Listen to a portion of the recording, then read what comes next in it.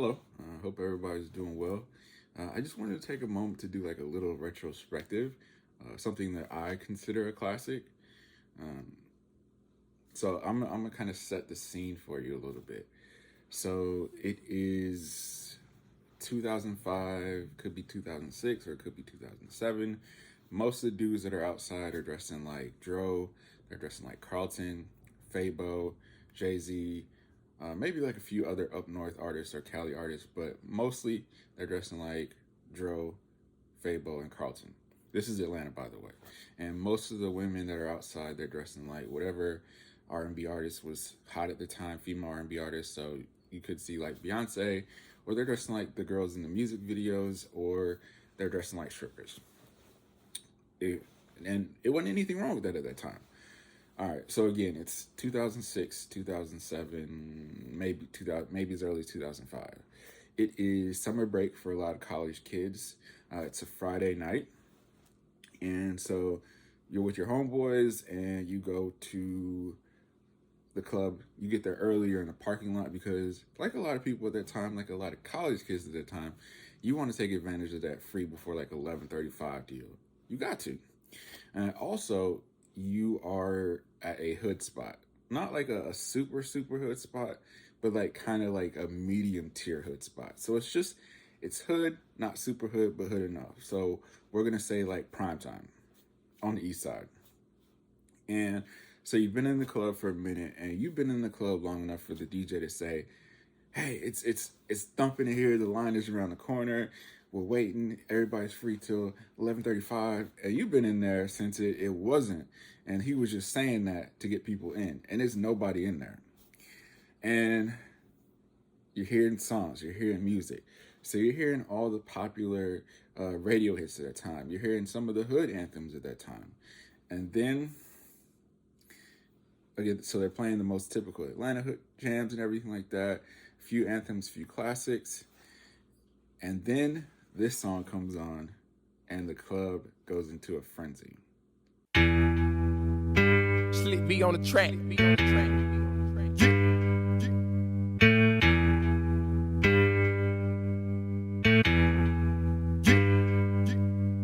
YouTube is aging this song around like 2009. I swear, I feel like I heard this song in 2006. It might have been 2005 because Blockhead was popular too at this time. Not super popular, but it was popular enough. That's another one. A lot of y'all probably remember Blockhead. So dump that. A true Atlanta club classic. And not only is it a true Atlanta club classic, but it was an Atlanta club classic during like peak clubbing time, or at least for my generation. This was like when you were going clubbing on like holidays, like Thanksgiving. Like you would spend like the first half of Thanksgiving with your family, and then you would go after Thanksgiving. You would go to the club with your homeboys, or you would spend like 30 minutes with your family on New Year's Eve, and then you would go to the club. That's like the peak clubbing time that I'm talking about.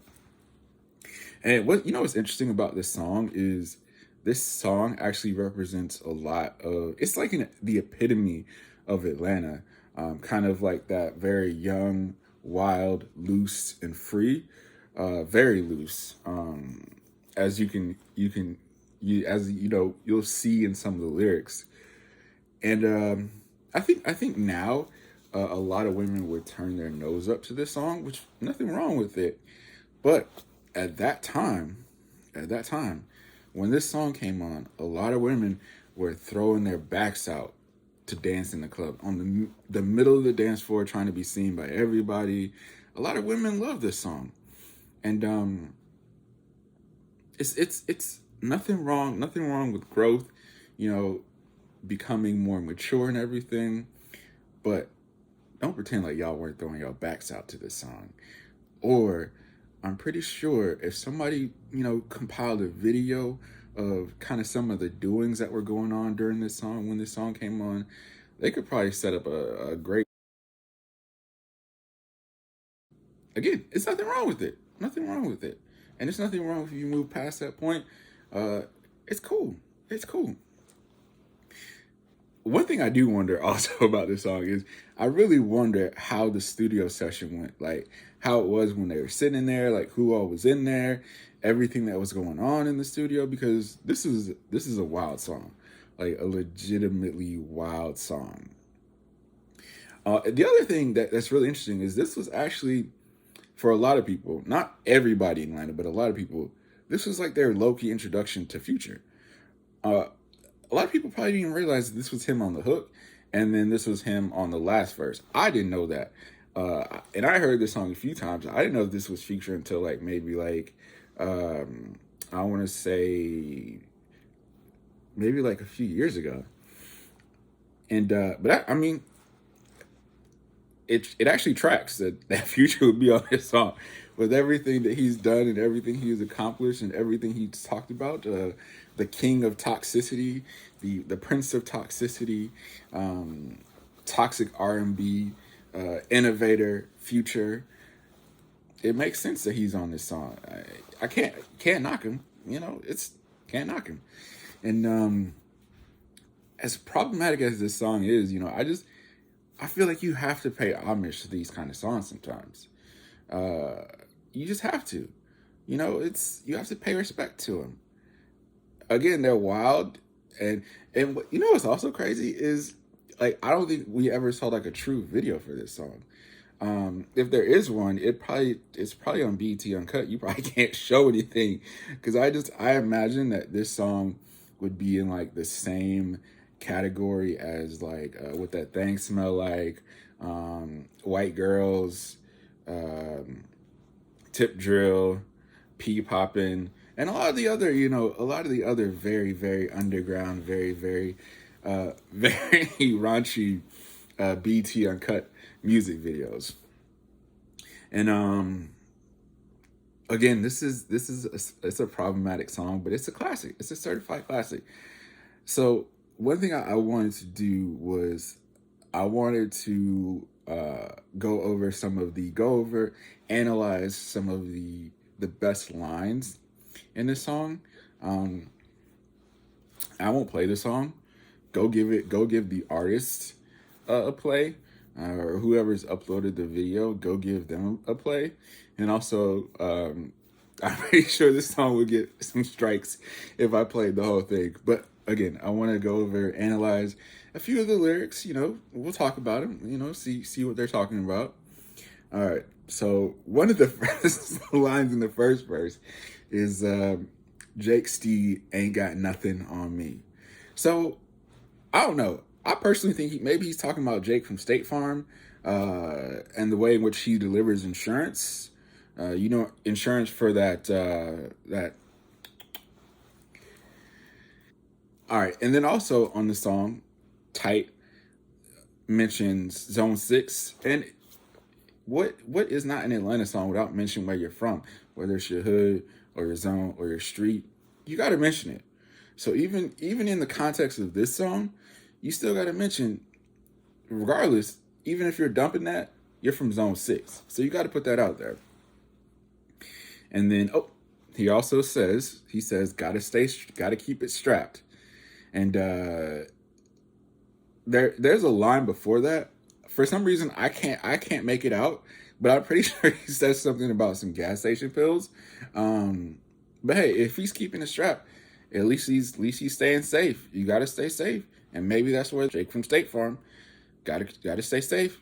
Gotta keep yourself protected. And then there's a line that goes, "I ain't R. Kelly, but I ain't about to touch her."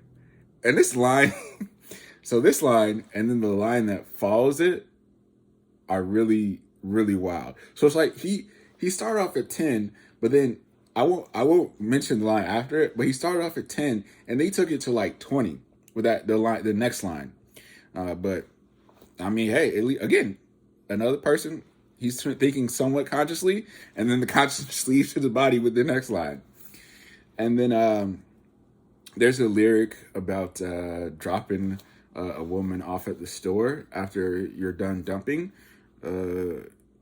which makes me it makes me wonder how many women from Atlanta got dropped off at the store. Like, And I mean, hopefully the store is adjacent to their neighborhood or where they live. But sadly, this also like sounded like the most Atlanta thing possible. But hey, this was Atlanta. If you like, it's weird. Atlanta now is everything that I've heard. It's very much Wild Wild West. It's been the Wild Wild West, just in different ways. It's like the way in which it becomes a Wild West seems to evolve.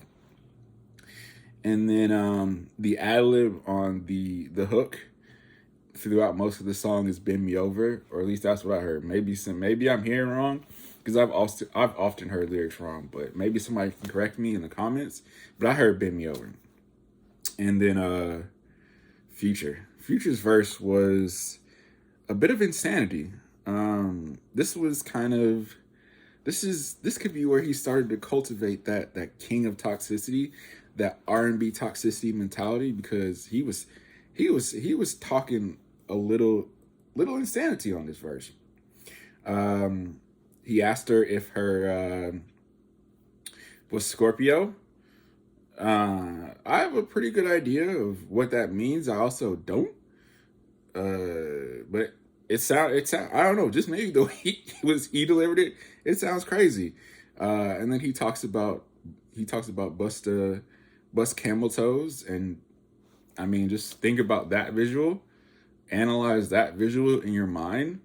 I just imagine somebody punching a camel in the toes. Just you can punching a camel in the toes, and then yeah, that's most of what I would go over, because a lot of this song, if this song came out today, you know what? I'm not even gonna say it, because if this song came out today, a lot of people would still jam it, regardless. A lot of people would be upset about it, but a lot of people would jam it. Yeah, so that song is something. So do you guys remember hearing this song somewhere in the club? Dump that. Do you remember where you were when you first heard it? Do you remember what you did when you first heard it? Do you remember how you felt when you first heard this song? What was your experience when you heard this song? What type of feelings did you have? What came from this song for you? Yeah. So thank you for checking out another one of my videos. Hope you enjoyed it. And yeah, feel free to answer my question.